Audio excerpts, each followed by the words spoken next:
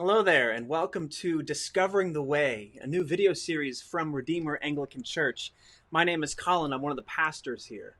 When the Jesus movement was first beginning, all the way back in the first century, it was originally known as the Way or the Path, because disciples of Jesus knew that following him meant walking with him actively in every aspect of their life, walking along the way. And so throughout the centuries, what has happened is that Christians have developed and engaged in certain practices that help keep us walking with Jesus along the way.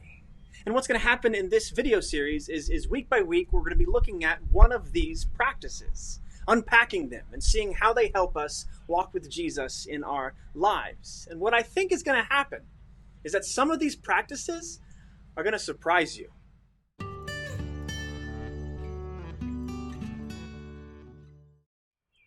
All right, so let's get some introductions out of the way. What are we trying to do with this video series, Discovering the Way?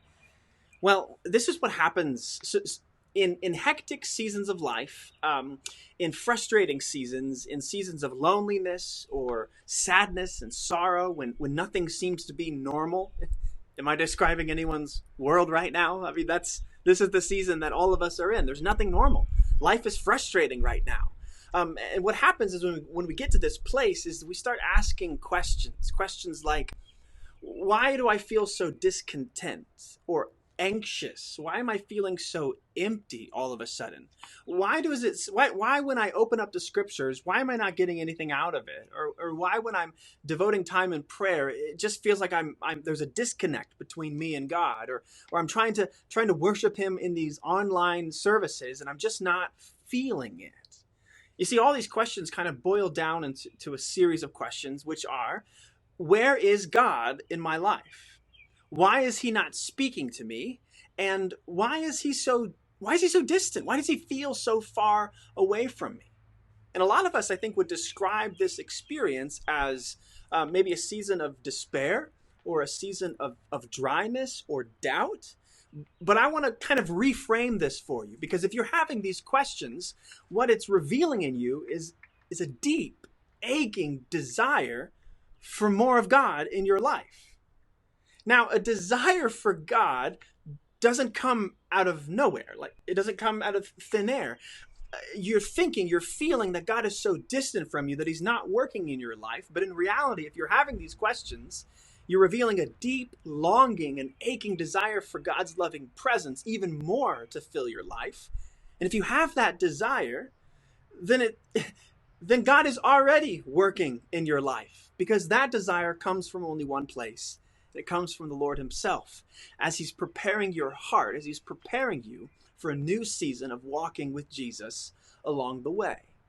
Now, from the very beginning, the Christian community called the church has paired this desire for more of God to fill your life with intentional practices and habits and experiences that have been engineered to create space in our life in order to, as one author says, to keep company with Jesus, or as we may say in the South, to visit with Jesus. These are practices that are engineered to create space in our life to where we can notice God in our life, when we can see and hear and learn from Jesus as we're walking along the way. And these practices are later called spiritual disciplines. And we see some very early on in the history of the church. We notice them very obviously, that we have prayer, we have fasting. But with each new generation of Christ followers, we have new opportunities for opening up these spaces in our life, just because the nature of life changes. So, for example, in the 16th century, we have the invention of the printing press. And so for the first time, Bibles can be distributed in people's languages, and so you can read them at home. And so the practice, this spiritual practice of studying scripture, is all of a sudden unlocked in this new generation, as families can read the scriptures together daily. Think about our own age. We're in the age of technology with all these gadgets and widgets and we have all these things, right? And so we have new practices, new opportunities, things like unplugging. You talk to a 16th century person and talk about unplugging, you're going to get a dead stare back. But it's a new practice, a new opportunity for us. And in fact, actually, in our day and age, we're We're renewing some of these ancient practices like meditation, like silence and solitude, like going on spiritual retreats. Now, here's the thing, though. These practices, these are not about earning brownie points with God. It's not about ushering in some sort of divine favor or pulling the right lever so that God likes you. These practices, as we said, are about creating spaces in our life to where we can visit with Jesus, where we can see and hear and learn from him so that we are walking in his way, along his path. Now, the Spirit will speak to us in very different ways because he leads us in very different ways, depending on our personalities, our stories, our backgrounds. And so as we go throughout these weeks, looking at these various different practices, some of these are going to really resonate with you, and some of them won't. And that's okay, because we're coming without an agenda. We're not coming to these practices with any sort of demand other than we want more of God in our life. And what we know, we don't know how God is going to conform us to the image of Jesus, but we rest assured in the promises laid out in 1 Peter that he who began a good work in you will carry it on to completion. That is what we believe. Not 1 Peter, Philippians. See, even pastors can make mistakes. And so each week, that's what Discovering the Way is all about. Learning these practices that are going to open up spaces in our life to see and to hear and to learn from Jesus in a new way, as we're fostering and engaging and participating in this deep desire that we have. We want more of God. And so let's get started as we look at our first one for this week. So this week, our practice that we're looking at is the practice of caring for the earth. Now, the Bible makes a very clear-cut argument that we as human beings, we have been made to take care of God's creation.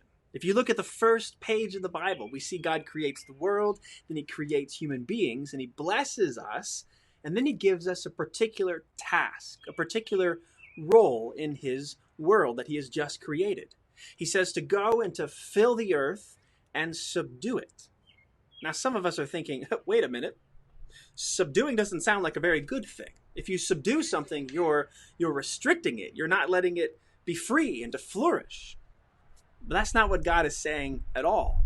Remember where God is when he says this. He's in a garden. Now, when you're in a garden, so think you're in your garden now, right? I'm outside. I can see my bushes and whatnot. You have your beautiful flowers. You have your azaleas or your petunias or your other flower names that I don't know of anymore. Or maybe it's a produce garden, and so you've got the tomatoes and the corn and the green beans and the okra, right? There's always so much okra in these things. Do you people eat all of that okra? I don't get it. Anyway, you have this amazing garden, right? What happens if you just step back and say, all right, let's just let it go free. I'm not gonna do anything. What happens if you do nothing with this beautiful garden? Well, some of you know because you went off on vacation one day and you come back, 7 days later and your garden is what? It's full of weeds, right? It's in a much poorer state than it was when you were actively tending to it. Because every gardener knows in order to have a flourishing garden, you have to be actively fighting against the bugs and the weather and the weeds. Because if you do nothing, your garden is consumed. And so you have to be subduing it. You have to be exerting your power over this plot of ground, but not in a negative or destructive sense, but actually to bring out its full potential. And that's what God is saying here. When he tells us to go and to fill the earth and subdue it, he's telling us to use our power and our skill and our intellect and to bring it to bear in this world in order to create and foster beauty, to take care of the world. We see this idea continue in the Old Testament laws. We see God commanding his people to give the land and to give animals that tend and work the land, to give them seasons of rest. Why would he say that?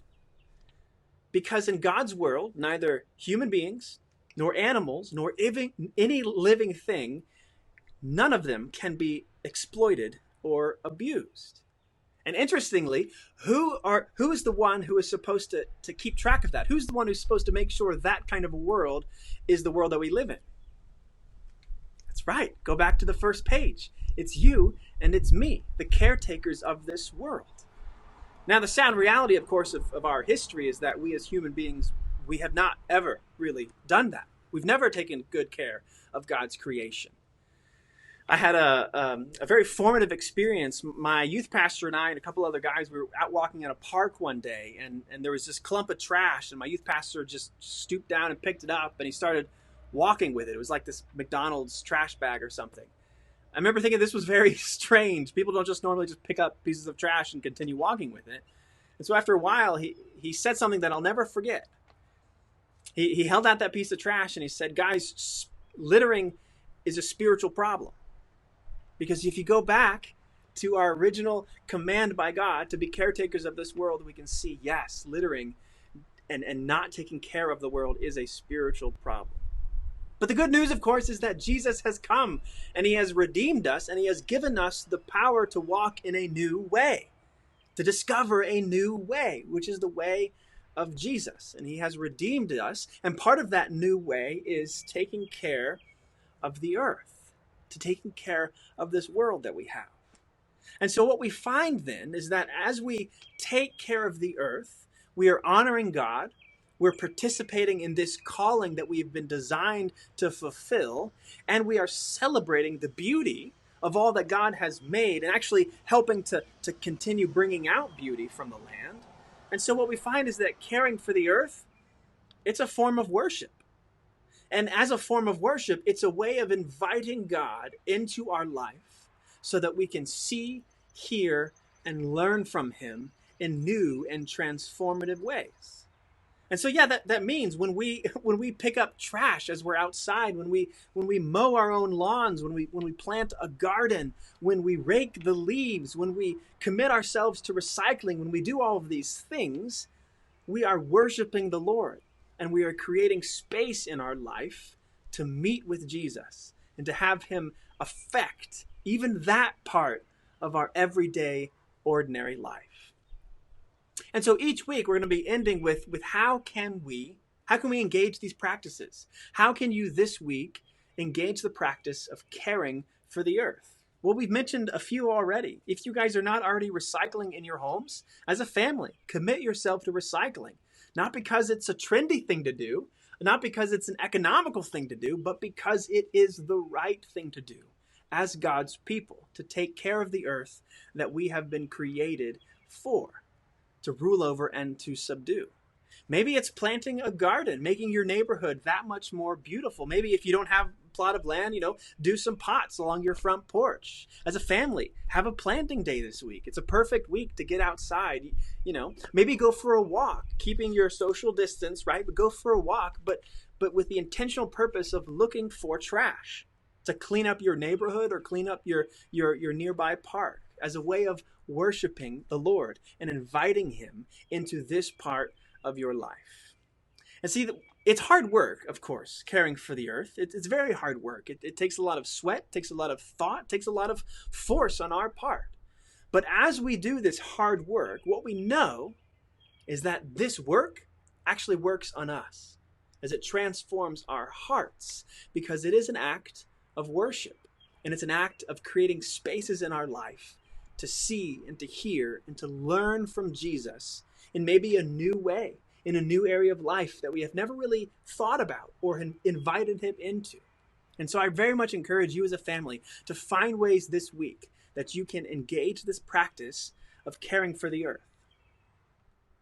That's it for this week, guys. If you would like to connect with me or with anyone else at Redeemer Anglican Church, be sure and check out our Facebook page or our website. Send us a message or send me an email. We'd love to talk more about caring for the earth. Maybe hear some of your ideas of how you guys plan to do it this week, or how you maybe did it in the weeks to come if you're watching this at a future date. So thank you for participating with me. Thanks for engaging this. Come back next week as we look at yet another practice that we can be doing as we're sequestered at home to invite Jesus into our lives in new and meaningful ways, and to increase our desire for more of God in our lives. So may the blessing of God be with you. Love you all. We'll see you next week.